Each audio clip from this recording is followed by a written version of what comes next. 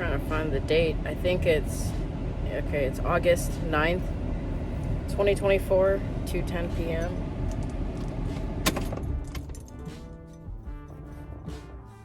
This video may or may not ever go up.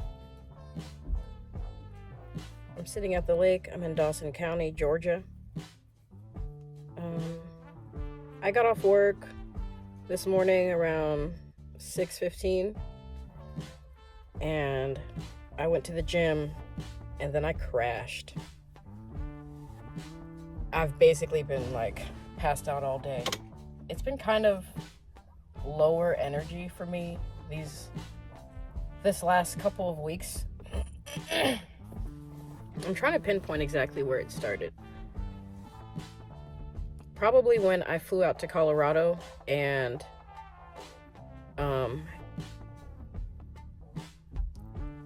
just sort of had the realization that I'm not the most important person to people, and it's no one's fault. I'm the most important person to myself, but there were a couple people who were on the agenda for me to see. The person who was going to pick me up, some other people, and that didn't happen because of transportation. And again, this is just me venting, but I'm realizing that I'm basically tired of traveling more than like 30 miles for people who would not be willing to do the same for me. And it's probably like out of their control. It's no big deal, but I feel like at my age, at the beautiful age of 35, I realize that you make time for people when you want to see them. And for the last 3 years, I think people just kind of have this like misconception that I can just appear somewhere just because I live in my van, that I can just that it doesn't cost me anything because I'm already in my van because it's my house.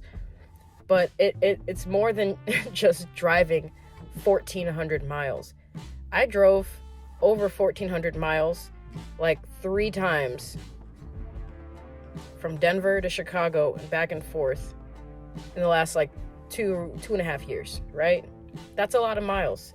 Okay, so that's miles on my car, that's gas money, that's time away from work, that's time that I may or may that's time away from my dog, unless my dog's coming with me. Now we're both in this kind of stressful situation, driving over 1,400 miles or over 1,000 miles somewhere. And I know I can't really even name a single person who would do that for me or who has done that for me. Okay, never mind. I'm not gonna lie. I'm 35 years old. I've had a long life.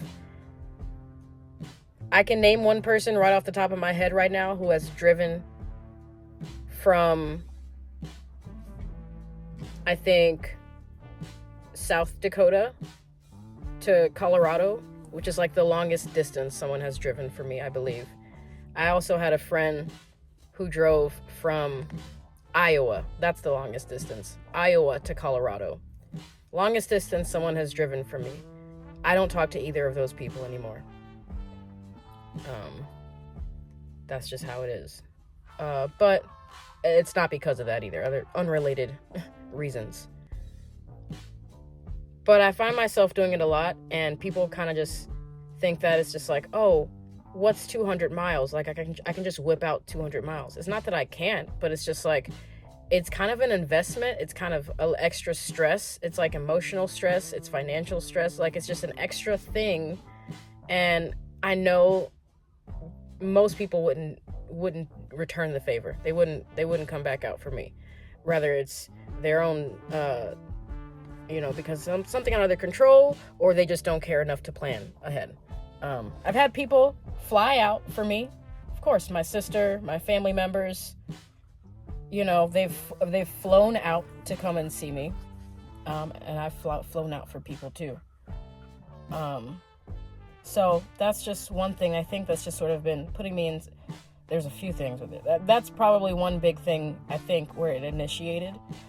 this little lower energy that I have, because I flew out to Colorado and I didn't get to see everybody that I wanted to see. If you're watching this right now, like, it's kind of bullshit, because if someone who lives over 1,000 miles away told me that they're 20 minutes away, I'd be like, say less. I'm coming there. What's 20 minutes to a 12-hour drive or something like that? No problem. Anyone can go back to my episode. I think it was called Chicago Blues from last summer when I got to Georgia. Same shit kind of happened with my sister. I felt like I'm just cleaning out my closet at this point. Same thing kind of happened, where it's like she probably felt a little too comfortable, or took me driving across the country twice for her for granted. And she was 0.2 miles away from me, and she would not come down to my van to come see me. I was parked in my van, but I was not parked in a good parking space in the middle of fucking Chicago. And I was around the corner from my sister, and she would not come down. And I was like, the audacity. That was probably what, like, definitely inspired my transcending of just identifying as my sister. That's a whole different video. I've done videos on that already. But yeah. I'm only gonna pour into people who are pouring into me. And I'm not gonna be the first one to pour all the fucking time. My cup is usually constantly flowing because I've learned how to take care of myself. I've learned what my needs are. I've learned what I don't like in my life. I plan. I'm not great at planning all the time, I'm not great at budgeting all the fucking time. But my life is pretty low maintenance and straightforward.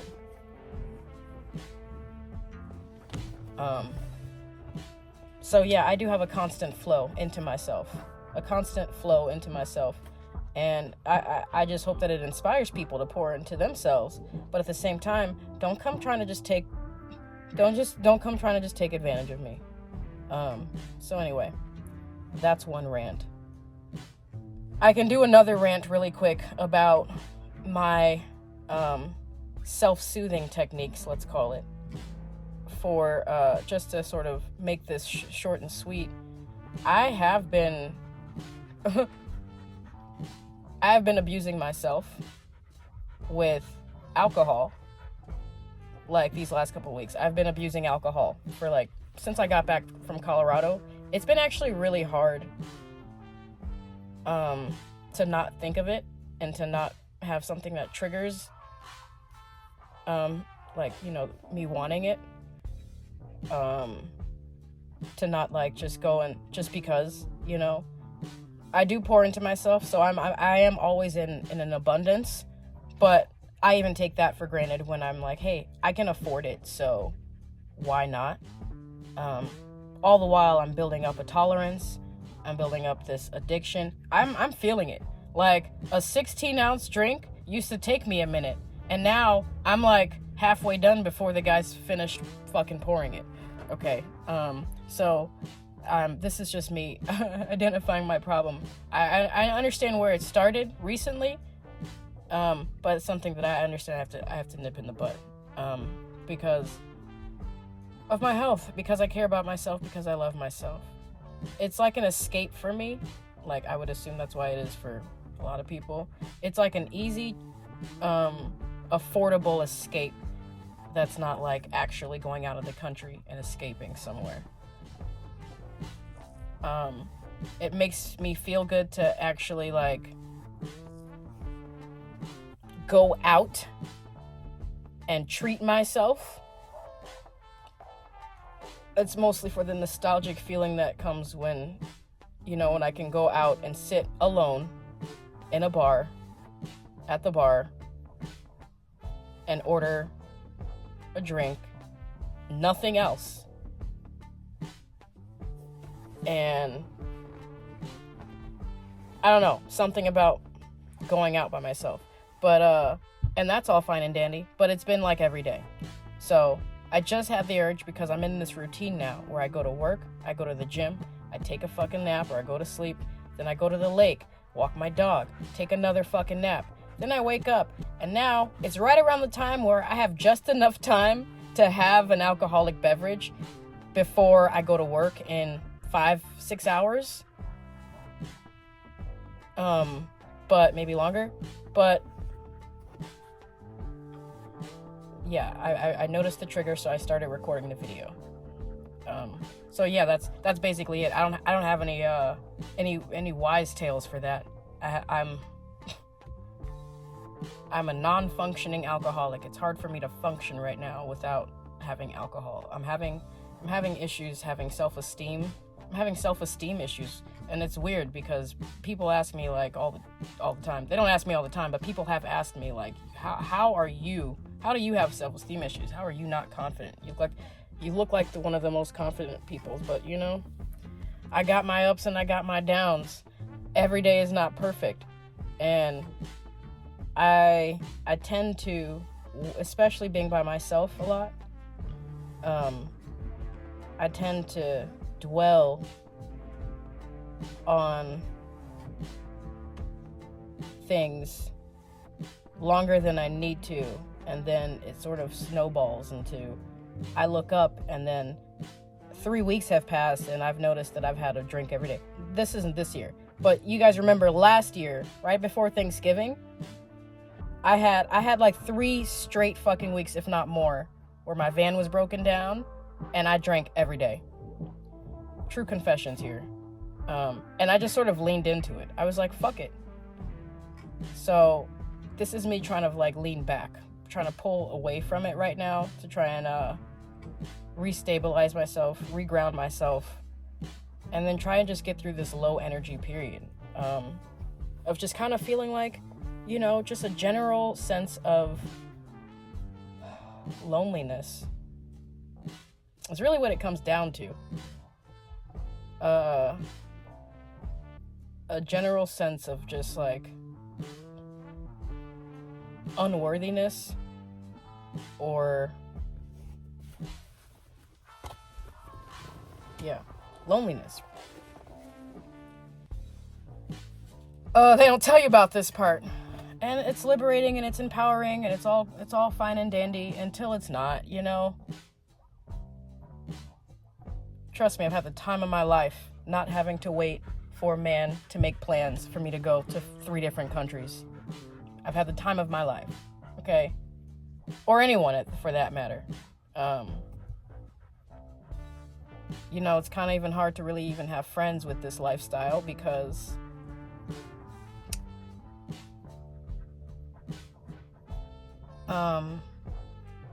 it's different. You can't really relate. All right. I think that's a good ramble. That's a good true confessions there. I am not going to have an alcoholic beverage, although I really want to reward myself for being vulnerable on camera right now. That's how my mind works right now. You just did something awesome.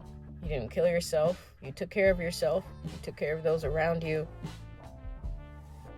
You came on camera and you were vulnerable to no one in particular. Go get yourself a drink.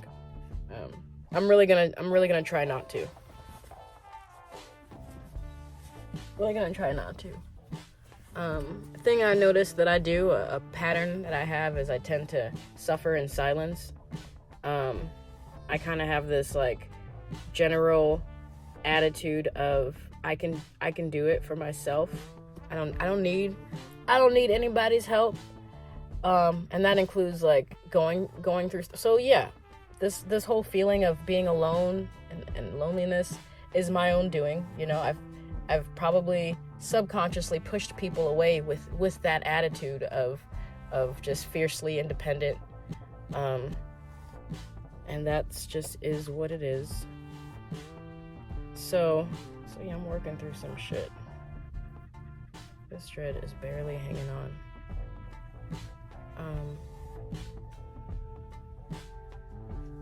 All right. Maybe I just need a good cry. All right.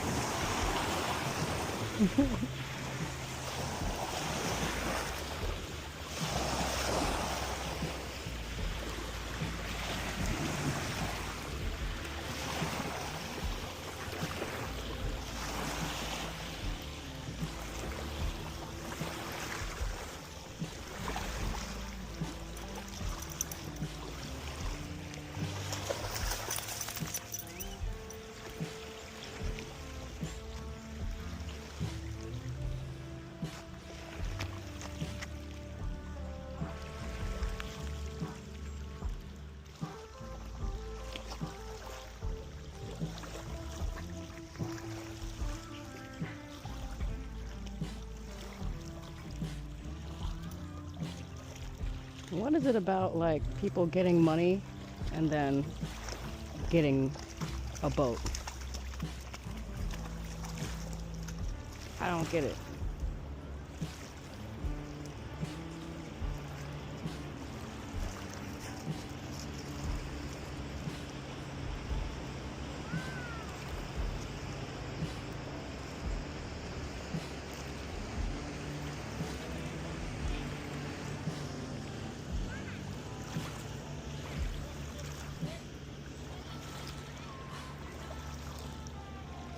Guess